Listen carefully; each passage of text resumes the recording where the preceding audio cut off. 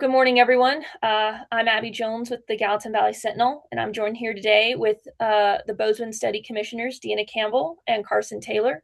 It has been a year since we last sat down with our guests today to talk about the local government study process. We are now entering the decision phase of this year process, which will end in a vote in November that could fundamentally change who represents you in our local government and how your tax dollars are managed. So, welcome back, Carson and Deanna. Thanks so much for being here. We appreciate it. Thank you. And thank you for having us, Abby. I think Yeah, this is important work. absolutely. So, Thank you as well.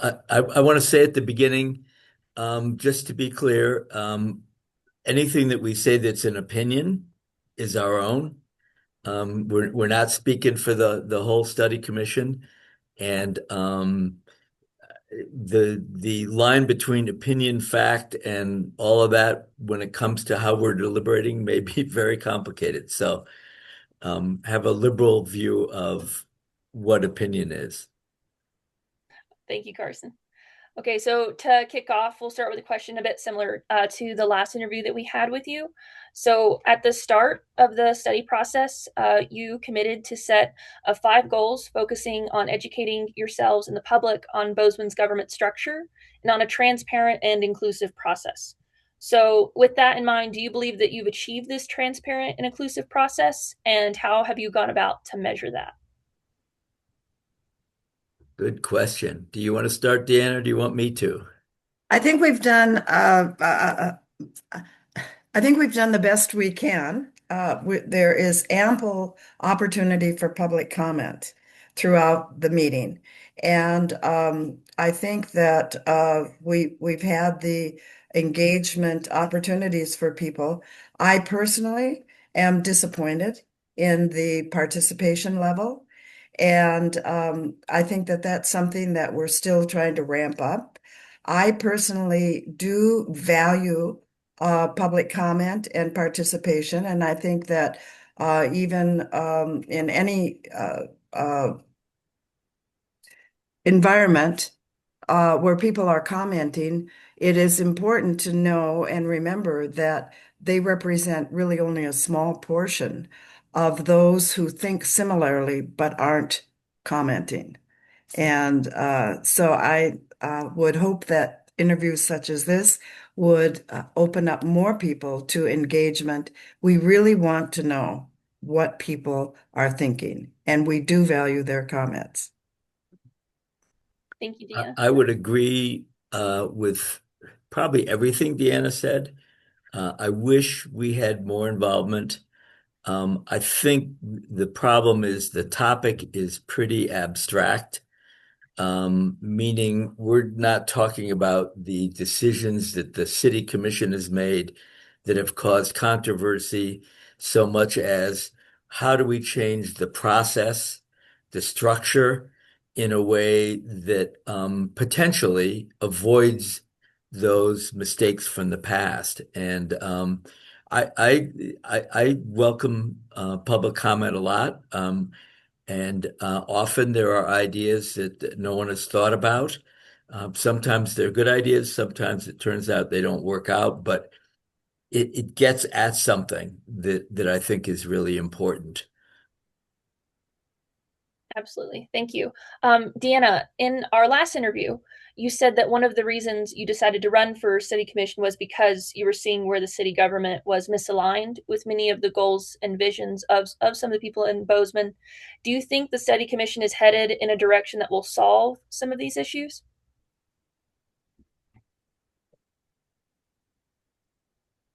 I think that some of the issues are turning out to be a little bit more complex than we anticipated. For example, there's widespread support for election of appointments rather than just, or vacancies rather than just appointments. And I very much favor elections.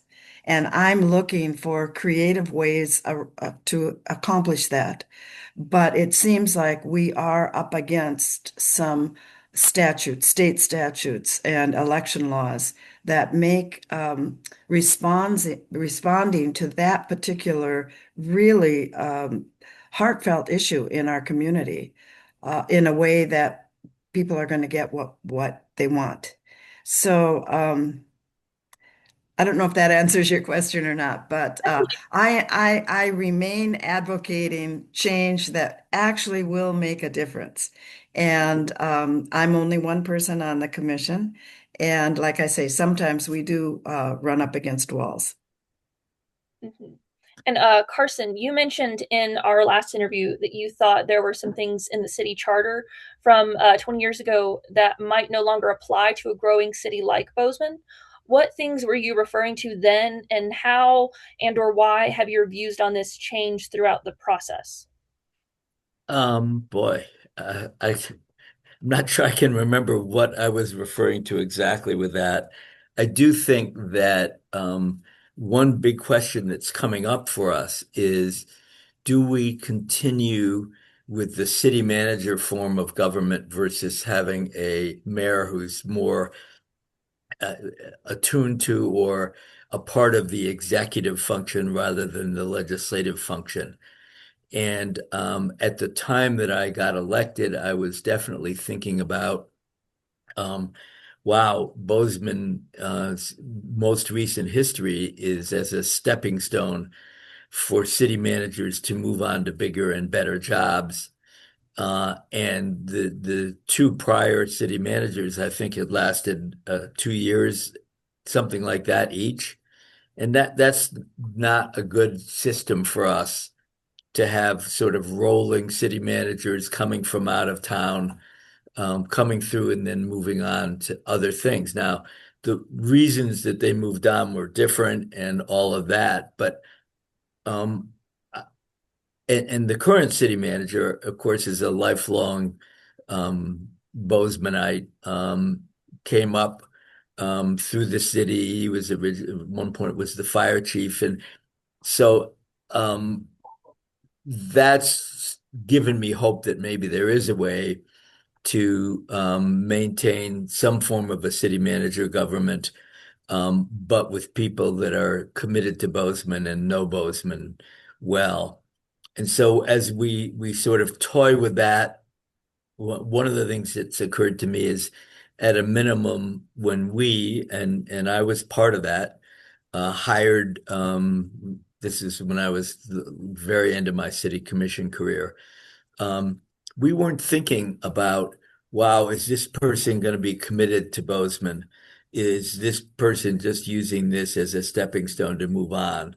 And I think that needs more attention. And the question is, do we give it more attention structurally, or is it part of recommendations that we are going to make to the city commission, which hopefully they will follow or hear or be be, uh, be struck by? Yeah, that study commission is right. We need to whatever it is, and I think as we work through some of these controversies, and the election one that Deanna talked about is a good example of that. Um, we may be constrained by state law, but there may be other things that we can do. So my example for that is I think that at a minimum, when the city commission has to replace somebody because of a vacancy, and vacancies have occurred in the most recent years for, I think, every different possible reason. There were a couple of resignations. Well, they were all resignations, but one because of illness, another because of family matters, and for whatever reasons. I think the commission needs to be thinking, all right, we need in this case, fifth brain here to help us work things out and to break ties. But maybe we should be thinking about appointing somebody who's not going to continue on so that we don't get in the middle of the you appoint somebody and then we've been talking a lot about that, the incumbent advantage. So that's a question. Do we want to put in our recommendations that rather than appoint people that the commission sees as being lifelong not nobody wants to be a lifelong city commission member, but um, make it as a career choice. Maybe we should be thinking about someone that would fulfill those months as much as a year or so with someone that's not going to continue on. And I know the county commission has done that in the past. I'll be curious as to what they're doing with the current vacancy that they have. So, Carson and Deanna, with those points that you've both brought up in mind, if you had to narrow it down, what would you both think would be the three biggest problems the study commission has come across on their engagement that you believe need to be solved? Well, I Public, would say, uh, go ahead. okay, Your thanks. turn. I would say participation is an issue. We were voted in because people really wanted change. And I know that when they wanted change, they had ideas in mind. And we have identified many of those, and I think we're fairly accurate. People wanted elections to fill appointments. They wanted to dispense with the deputy mayor, and we've pretty much agreed on that one. I think that's the only thing we have a firm direction forward on. And people wanted wards. We're looking at that, in fact, in the next few weeks or meetings. And uh, I think that we are moving forward on these issues. And I, again, I think that the commission needs to value public comment and realize that, yes, they voted us in to make these decisions, but they are still a part of the process. And the low engagement that we have encountered so far, I mean, we had three citywide meetings, public meetings, and only 17 people showed up. So it's really hard to move forward knowing that we are expressing public opinion when or not expressing public opinion, that we are meeting our commitment to listen and represent people when so few people come forward. So that's my biggest concern. And I hope that answered your question. I may have gotten off point there a little bit. It's all right. I think you hit most of it. So one thing I would say is I'm hoping that as we get to the concrete decision making, what are we gonna, what recommendations in the charter are we gonna make? What may go onto a ballot for people to vote on? That will encourage more participation. And I think our meeting yesterday had more participation than some in the past have. But the problem that I think all of us are trying to grapple with is how do you get informed public opinion in front of the city commission in a way that gives them a sense of what the community wants and a sense of what the problems are in the community. And so we're going to take up the issue of advisory boards, which was one of the things that I felt the commission had changed in the most recent years. They cut the number of advisory boards significantly, and they also changed the role of the advisory boards. So, in my mind, um, working through how advisory boards can be strengthened, how the inter-neighborhood council and neighborhood associations can be strengthened, and how that connects to the idea of having wards and districts are probably the most important piece in how do we integrate good community involvement in the decision making that the commission makes along the way. And so those are big things that we're going to take up in the month of March and April. And hopefully people will hear that and show up to talk about it. The neighborhood associations are potentially a really important connection between the what's the right word? The rank and file people, the citizens of Bozeman, and the commission, and connecting them. So I know you've touched on it a little bit, but Carson, you recently said that the fact that not many people have been showing up to the meeting or responding suggested that people are generally satisfied with the structure of Bozeman's government. So this comment seems to have sparked a fair amount of pushback from residents who argue that low turnout actually could be a symptom of a broken system, where people feel their input is ignored. How do you distinguish between a community that is truly satisfied and then one that has kind of just given up trying to put influence in their local government, or they don't believe it's fully listening? That is the art of governing.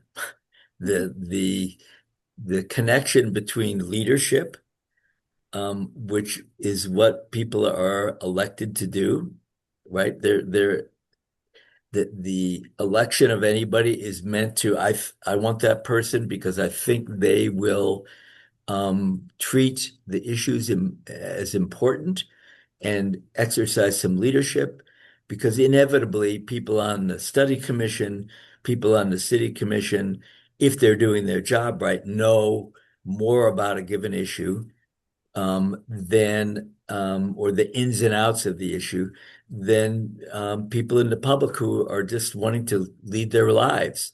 On the other hand, the effects of what is done by the city commission or the study commission is not as known by those people as by the people that are feeling the impacts of what are done. If you get what I'm saying. So figuring out how to get those two interactions together. This is how what you're doing affects me, Joe Q citizen. And this is what I know about how we have to navigate the state system, the city system, and what's the common good, which I think is the main role of a city commissioner, is to figure out what the common good is and make it move forward. You can't figure out the common good if you don't know how what you're doing is affecting people on the ground. So you need to understand that on the one hand, and on the other hand, you need to be conscious of what are the changes that we can make and what are the changes that we can't make. Yes, and I know you both have touched on some of the big decisions that you guys are considering and such, but specifically when it comes to public input, specifically, how big of a role is their input put into that process when you're going about making these big decisions in your position? Interestingly enough, to me, the people that attend the meetings and listen to what we're talking about and then have comments have been the most valuable. And ideas have come from that and some from the written comment too. I don't mean to downplay that, because some of the thoughtful written con con communications have been really valuable. I mean, the most recent one to me is reading some of the public input, but also the people that were present talking about um, the rule should be that if you get appointed to a vacancy, you shouldn't be able to run. Now, I think that's probably unconstitutional and we can't prevent that. But that raised for me, and I think the others, the idea, okay, we can't prevent people from running, but we can, in our picks, pick people that are unlikely to run. And I know there was a time when I think Bill Murdoch left the county commission, and the remaining county commissioners picked a gentleman from West Yellowstone. And this is not a pitch for old people, but he was elderly. It was pretty clear he wasn't going to run again. And he served, and I think he served the function. And then when the election came around, um, the new candidates weren't suffering from one has the power of the incumbency or being in the news more, because he was not going to run for office. I think the commission needs to think that through better than they have. And my point is that came to me from public comment. Deanna?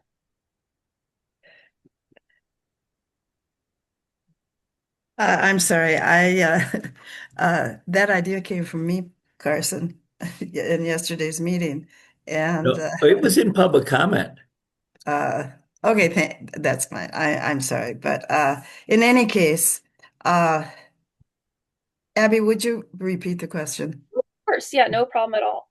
So I was simply asking specifically how big of a role is public input considered in the process when you're making these big decisions in your role? Well, this has been one of my major concerns because I feel like public comment is very important. And some of my fellow commissioners have made comments such as, well, it seems like those public comments are coming from an organization and they all seem similar, and therefore they've been discounted. And that troubles me a great deal because yes, people organize. That's the democratic process.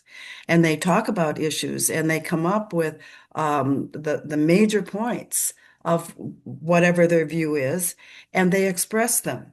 And in my mind, that should not be discounted. And I think I mentioned this earlier.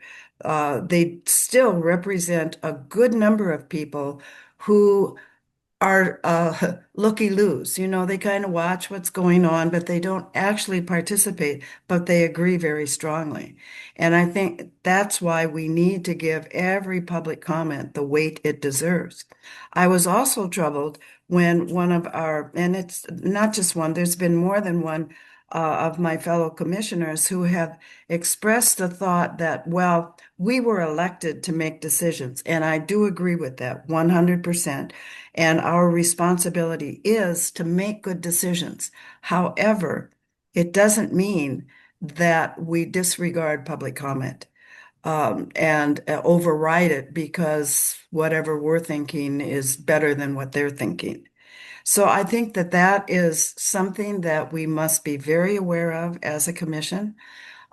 Just what is our responsibility? What does it mean to give good representation? So that's one of the things that is really important to me. And I'm hoping that as we move on and public comment increases, that we will have a really good view of how to accept that and include it in our decisions. And just to backtrack a little bit, but also still remain on the topic of engagement and public input, your engagement plan listed a couple of groups that you plan to reach out to, including students and faculty at MSU, Forward Montana, Bozeman Tenants United, Queer Bozeman, and Bienvenidos, and to name a few. So, who at these organizations are you trying to reach, and why these specific organizations? How are these selected? Has the study commission reached out to these groups and others listed in the engagement plan? If so, what's been the outcome of that? And if not, how come? I'll give Either. that to you, Carson. The funny thing is my um what I consider to be my strengths and weaknesses, one of them is not public outreach. I don't know how to do that in a way that works. And so I've left that to the other commissioners. There have been, who should we send out info to? And I have suggested none because it seems to me that everybody else has found the organizations that we want to reach out to so that we get a diverse set of opinions. Are we getting a diverse set of opinions? I don't think that we are at this point. There's some people that are interested from different points of view. You guys, the Gallatin Valley Sentinel, has been the most effective at putting out information about what we're doing and seeking further public comment about it. And I think that's a great thing. I think it's fine. I wish some of the other groups that we have sent things to would take up this issue the way Gallatin Valley Sentinel has, but they haven't.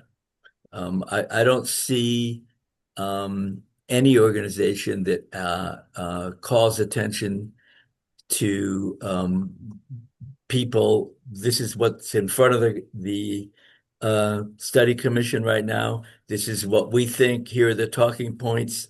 Um, be in touch with them, give them your input. I'm not sure that there's any other group that does that. And so that has its strengths because it encourages the sector. But when I get the same comment almost word for word from 10 different people, I'm going, all right, I would like something a little more thoughtful or that would help me. And so when I get comments that pretty clearly are responses from what people read that you all put out, I'm going, um, here's a person that has sort of thought through the problem and taken it to another level, and that's going to give me good information. But sometimes what I'm getting is sort of the equivalent of a vote. I support X, period. And that's where the art of governance comes into play, is determining how much of what I'm getting by way of public input is input that um, I'm not sure how to say this, input that is seen as a vote versus input that is seen as let's work through this idea together and see what we can do. So I recognize, I don't know, did we get 40, 60 comments on the vacancy issue, Deanna? It was a good number. It was probably closer to 40 Okay. over a 2 week period or a Yeah. two meeting period. And that was impressive and that was good. But then I have to look at it and go, all right, this is all coming from one place. What's happening with the rest? Why are they not in? And, we had um, a oral comment on the phone yesterday, but that was, on the vacancy, and that person thought it was going quite well. So um, that's one versus 40, but that doesn't mean that's where the community is, that the community is 40 people one way, 40 to one in one direction or another. And Carson, I know you've already touched a little bit in your answer just now on kind of the criteria you look for in public comments that you take into account.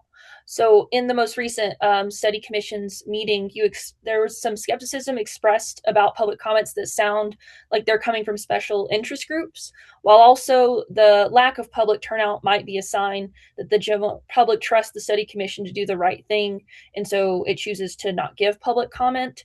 I know we touched on that a bit before. So, sort of a two-part question here. If these comments are dismissed, or if you dismiss organized public comment as special interests and interpret silence as satisfaction or trust, then why is the study commission seeking feedback directly from special interest groups like the one specified in the engagement plan, rather than focusing all effort into reaching the general public? Secondly, how does the public, what criteria do you look for in a more specific way to have it to where it sounds like in order for you to take it more seriously?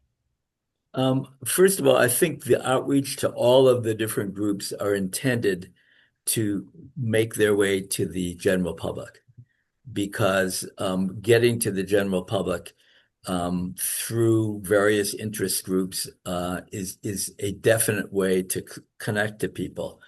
You can put ads in the Bozeman Daily Chronicle, and that will affect or be seen by a certain number of people. You can put stuff on your website, and that will do it. But if you also reach out to activists, for want of a better term, organizations, then presumably they'll get word out too. And then if people are concerned, you will hear from them. Um, I think my comment about if you're not hearing suggests that you're doing all right. is partially accurate. But you're right. It could also be that people just aren't interested because they've given up. I don't think in our case that people have given up. And I'm hoping that we get more, we will do a draft report in May. And I think when people have something concrete in front of them, this is what they're doing, we will get more input from people along the way. And then we have a draft final report and we'll get input then. We'll see. We'll see what that situation is. But I do think that people, and this comes from my experience, 8 years on the school board, 8 years on the city commission. People come to you when things aren't going well for them, and people, when things are going well, or in their mind they're going well, or what you're doing is not affecting them, they don't show up. And I wish we could do more. When I was on the commission and we were talking about neighborhood associations generally grow out of some discontent with something. Wow, is there a way to get the entire city covered with neighborhood associations that do things that are not based on discontent? Block parties, ways to connect to one another around other things so that when the issues come up, people know one another and trust one another. So I'd like to see, it's when we get to that discussion about neighborhood councils, how else can they be built in a way that would be socially important for the neighborhood to sort of see itself as some form of a unit. I know I live on a block of the best people that you can imagine. And we have a block party every summer, to keep in contact with one another. And there are other neighborhood associations that sponsor things like that. That would be, I think, an important um, contribution to get that word out. And I think I have strayed way away from what your question was. I'm sorry. Uh, I believe you answered it though in the first half of your answer, so I appreciate that. Deanna, do you have any response to this? You know, uh, no, No. we can go on. Okay. So, one of your stated goals was to make sure that this study was transparent, was a very transparent process. Yet the city has not and will not release the raw data from the city commissioners' surveys.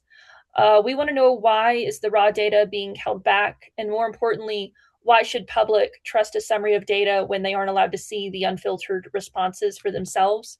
Does this secrecy undermine the trust you're trying to build before your recommendations and vote later this year?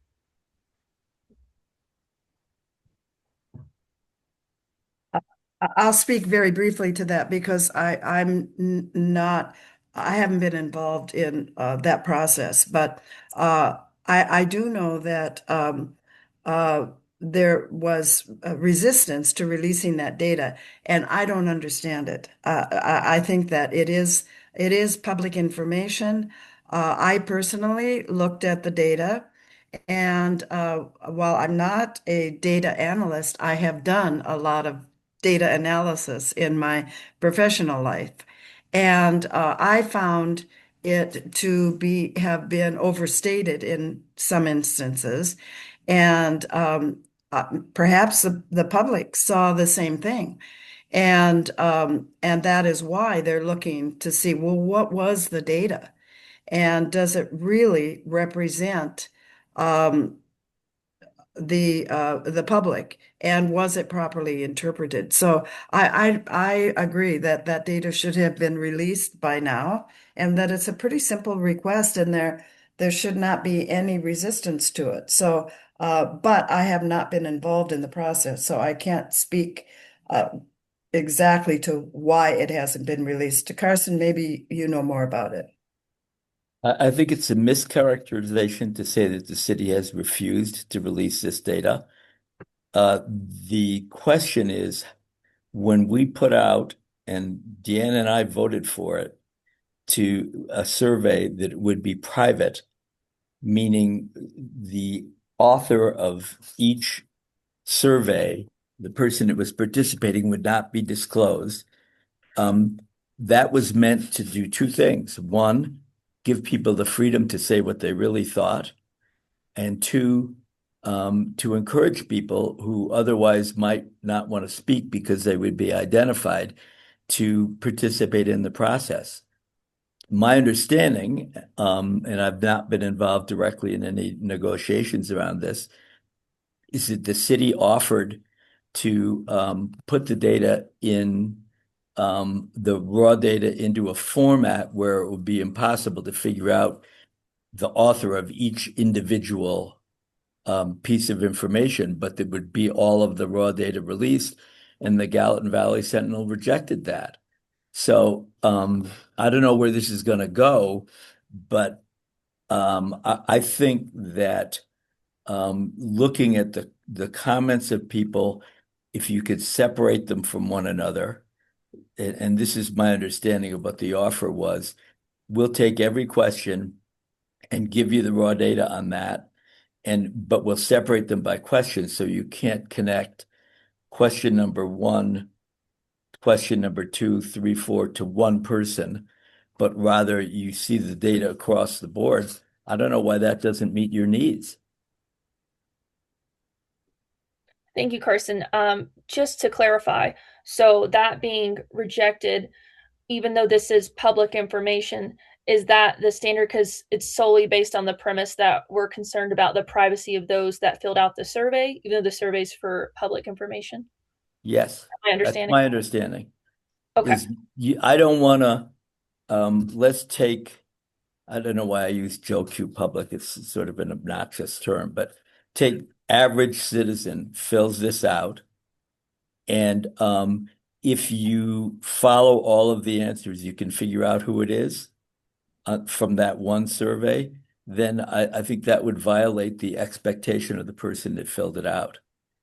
You could still provide all of the data, um, as long as you separate the links between those things, and it probably would work fine.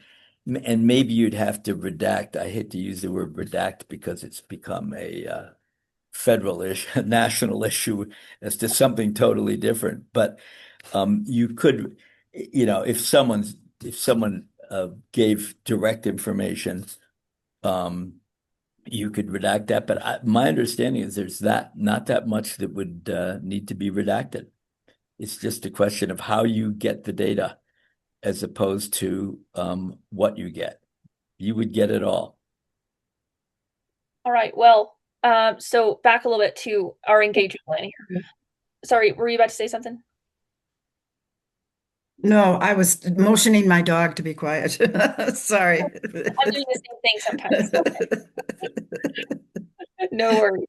So, your engagement plan also said that you'd be facilitating community workshops, specifically for things like education and evaluation of potential options and change in the form of structure of our local government. But it seems like the commission has decided to have these educational sessions as a part of your regular meetings at City Hall. So, what led to this change happening in this decision? Well, I can speak a little bit to that, was the low participation. And I did make suggestions that perhaps we could do it at different times or even online.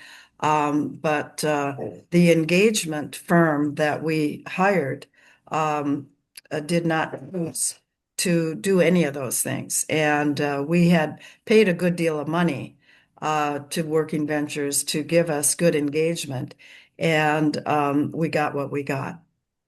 So it's definitely something that we can improve on, and I think we will be improving on it in the future. Thank you, Deanna. Do you have anything to add, Carson? Yeah, I think when we get to more concrete choices and decisions, and maybe when we get into the draft of what the new charter might look like, we will get better participation and we will do that kind of work. I thought Working Ventures did as good a job as could be done And I know the county commission hired a local firm to do the same thing, and they didn't have much better participation than we did. In fact, I don't think they got any better participation. I went to a couple of their things. I'm left with why isn't the public showing up? And the answer in my mind may be that until it's more concrete, people are not going to show up. And I'm not sure they're going to show up when it's more concrete, but I'm hoping they will. Um, I thought Working Ventures did a great job in light of what the circumstances were, and certainly the firm that worked for the county did as good a job as they could too. And also, for either of you, are you planning on any public engagement outside of your regular scheduled meetings? And if so, what have been some of the most surprising things you've learned throughout that process? So yes, and it helps if we're invited because when you're invited, more people seem to show up. I participated with Barb Sestero in a Northeast Neighborhood Association meeting, and it was one of their regular meetings, so we were a piece of it.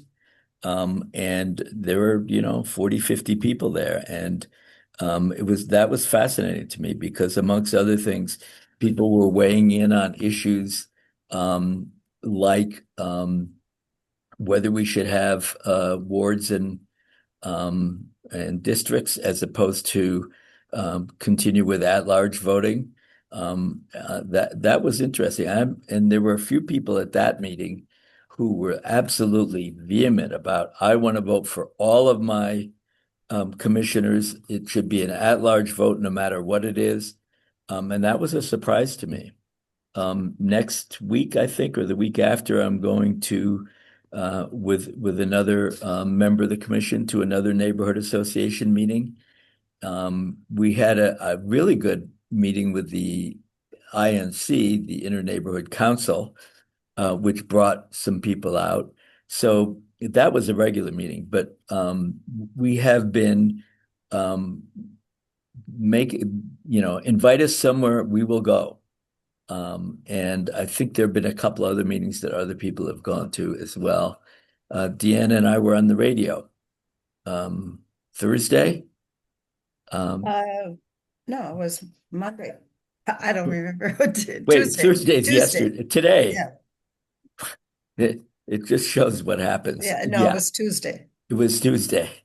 So we're reaching out in whatever way we can.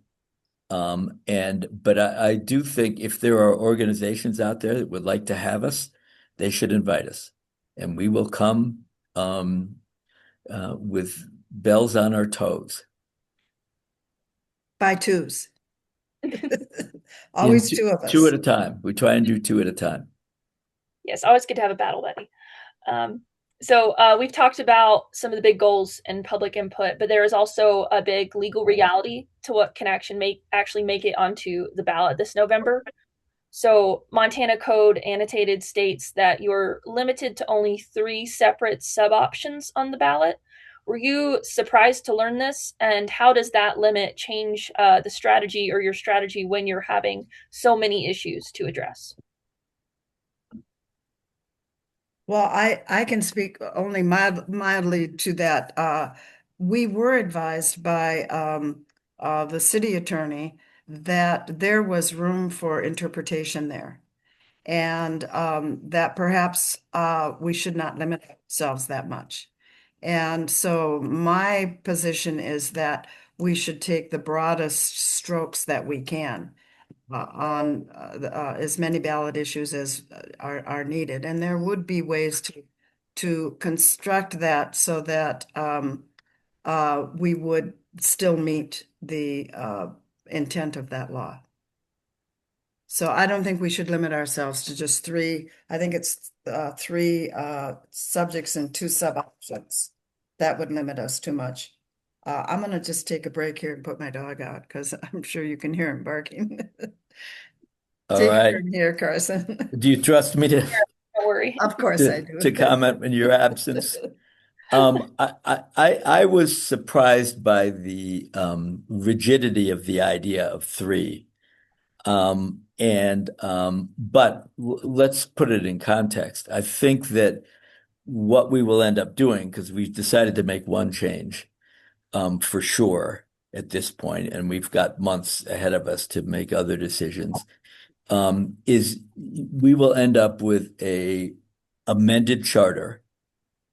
And the question is, of those amendments, what should be voted on separately versus what should not?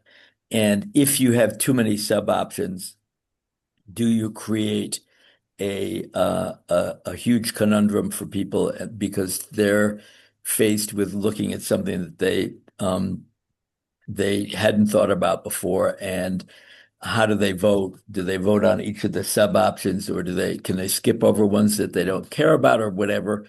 So the number that we actually put on will be tempered a little bit by how will this appear to the voters in a way that they can can take it all in and make decisions.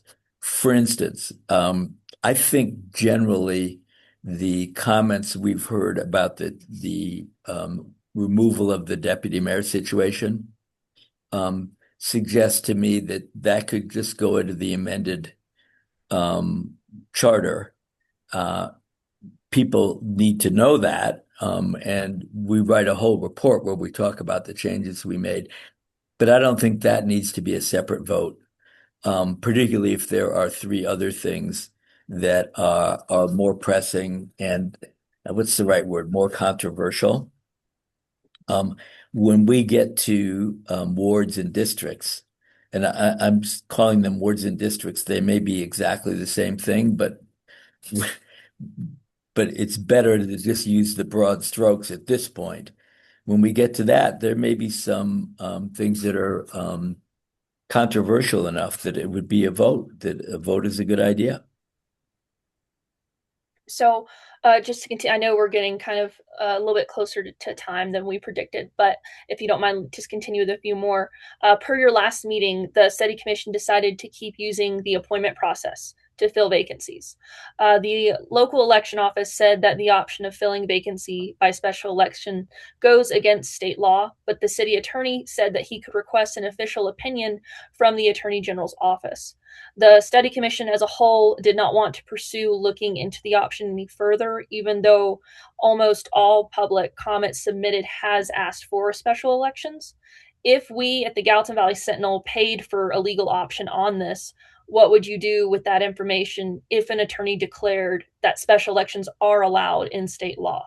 Would you potentially reconsider your decisions around the appointment process?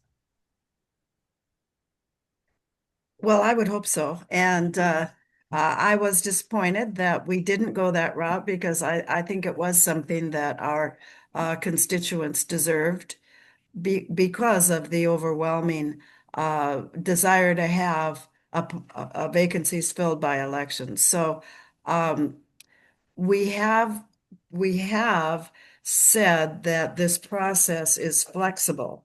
And I'd like to hear how Carson is thinking on this because I do believe that this is an issue. That would be great if the Gallatin Sentinel stepped in to do that. I think it would have been better had we, as a commission, voted. I did not even get a second on that motion to engage the Attorney General.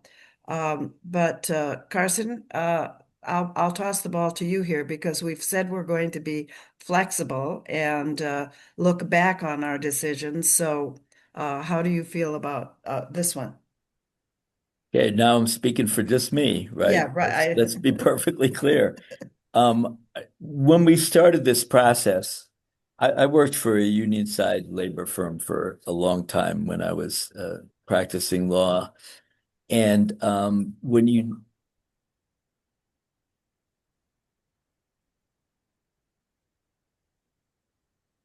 that was my cuckoo clock, which is generally a signal that maybe I'm talking nonsense, but no. I'm sorry, I didn't realize it was so late, and it's also 5 minutes off.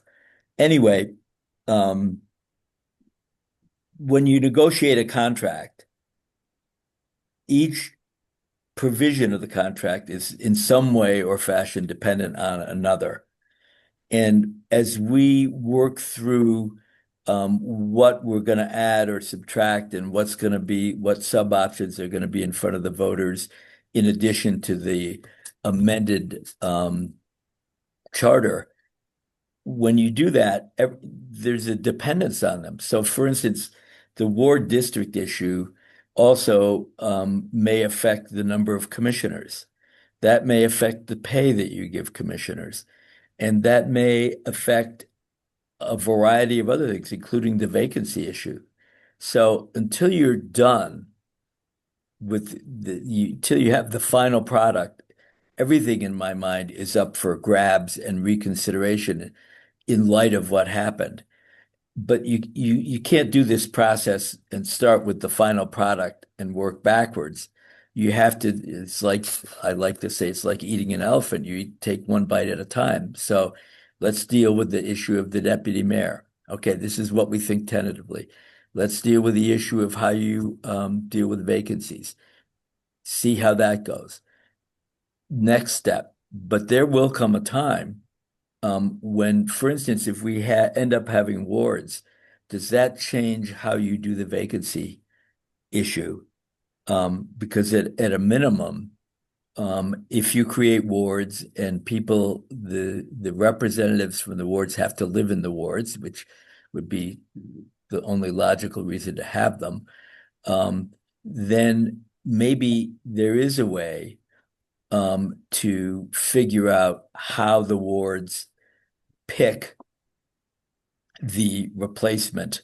Um, or maybe you realize that at least when you pick somebody from a ward to replace somebody from that ward, you're at least you're at least doing it in a way that might take away some of the objections that have existed to the at-large situation. So yes, we should be flexible. We should relook at this as we go along. And I think the discussion on wards and districts will give us a little more insight into what we need to do. Yes, and also, in order to seek some clarity here, per the most recent meeting, it sounded that the working ventures, referring to the company from Nebraska that you contracted with to be the communication strategist for the study commission, is walking away from their contract early, and that the study commission is going to hire a ballot education specialist firm to finish out their job.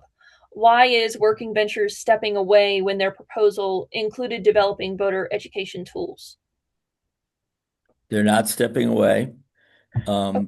The discussion about education is a different process, and the different process requires different skills than what they have. And basically, the work that they did and put together can be followed through the city outreach program to do anything else that they would need to do. And it just made sense to move forward with the city doing the outreach with the materials that Working Ventures has developed for us. And the but it's clear they're not walking away.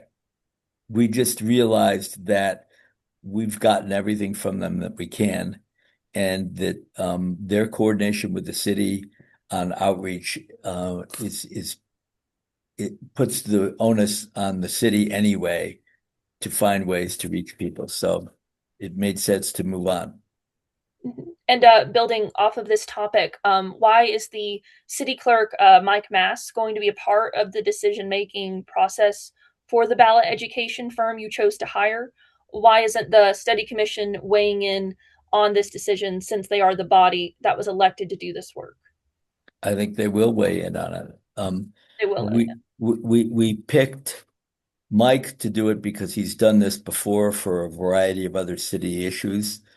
Um, I got added as someone who's actually worked on education of bond-related issues in the past, and we will see who comes to the top and make a recommendation, and the commission will decide whether that's a good choice or not. And it may also be that our recommendation will be picked between one of several, and we'll have to figure out how to go do it. We're running against a time crunch on spending too much time. Um, no one seems to want to spend, which is be the way to do this, is have a new meeting, separate meeting where we do that. Nobody seems anxious to do that, but we're going to wait and see. Um, get an RFP out and wait and see what the responses are. And then inevitably, inexorably, the study commission gets to make that choice. Deanna, any thoughts? Well, I have to say that the decision and discussion about working ventures was never brought before the entire commission.